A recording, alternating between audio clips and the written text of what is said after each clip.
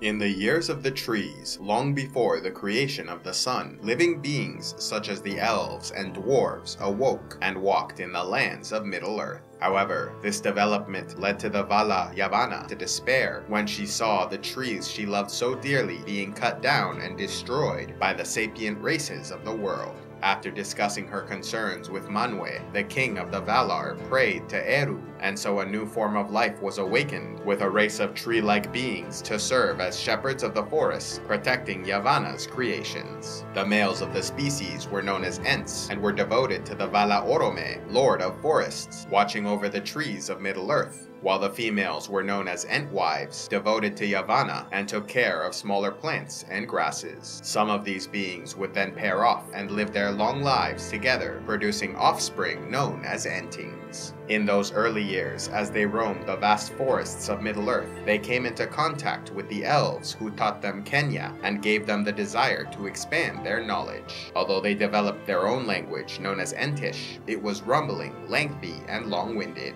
Once introduced to other languages, Old Entish was reserved for important discussions, while New Entish was developed and used for everyday conversation. Over the years, as civilizations rose and fell around them, and the very shape of the continents changed a number of times, the realm of the Ents and trees they protected grew smaller and smaller, until eventually they retreated into Fangorn forests, the last remnants of the mighty woods that once covered the area in the first age. The oldest known Ent was named Fangorn by some, but was more commonly known as Treebeard. With the exception of Tom Bombadil, he became the oldest sentient being in all of Middle-earth, living through the years of trees, First Age, Second Age, and then into the Third Age, where he played an important role in the War of the Ring. For thousands of years, Treebeard lived alongside his mate Fimbrathil, whom he loved dearly, but when the Entwives decided to journey east and create a great garden beyond the river Anduin, they became separated and were never reunited. Unfortunately, as they neared the end of the Second Age, when the last alliance of men, elves, and dwarves prepared to march against Sauron, the Dark Lord sent his forces to destroy the Entwives and their garden, leaving only a desolate desert that became known as the Brownlands. Although the ultimate fate of the Entwives is unknown, most believe they perished along with their garden, while some hold out hope that a few escaped and fled into the wilderness. When the wizards came to Middle-earth, Saruman the White would often walk amongst the trees and have long conversations with Treebeard, becoming a friend of the forest. But in time, Saruman grew vain and cold, even directing his orcs to cut down the forests to feed the furnaces of Isengard. During the War of the Ring, as it became known, fighting erupted throughout the western lands of Middle-earth, with the Free Peoples once again attempting to fight back against the rise of the Dark Lord Sauron. Although the Ents usually stayed out of larger conflicts happening in the world around them, Saruman's continuing assault against the forests of Fangorn concerned them greatly. In the year 3019 of the Third Age, as the War of the Ring intensified, Treebeard encountered two small hobbits wandering through the forest, fleeing from their orc pursuers.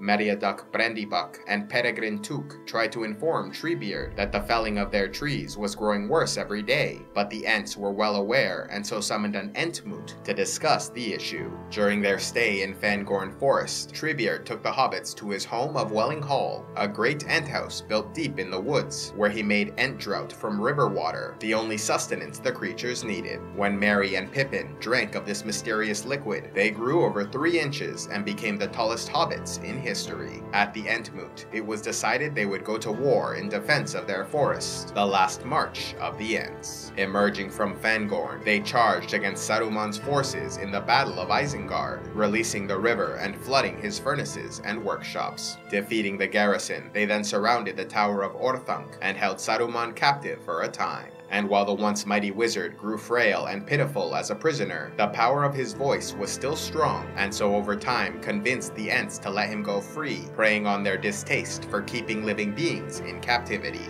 Nevertheless, Saruman never returned to these lands, and with the war against Sauron won, Orthanc and its surrounding territory was given to the Ents by King Elisar of the reunited kingdom. And so they created a new forest called the Watchwood, and a new realm known as the Treegarth of Orthanc. Having survived into the Fourth Age, Treebeard led his people for many more years, still longing to one day be reunited with his beloved Entwife. Although Ents lived for a very long time, they were not immortal, and so eventually Treebeard likely grew still and quiet, losing his conscious mind and becoming a simple tree. However, according to Galadriel, the Lady of Light, the Ents would one day return, possibly after the final defeat of Morgoth at the end of the world, when the lands of Arda will be restored to their former glory. In her own words, they would see the Ents again, but not in Middle-earth, nor until the lands that lie under the wave are lifted up again. Then, in the Willow Meads of Tassarenan, we may meet in the spring.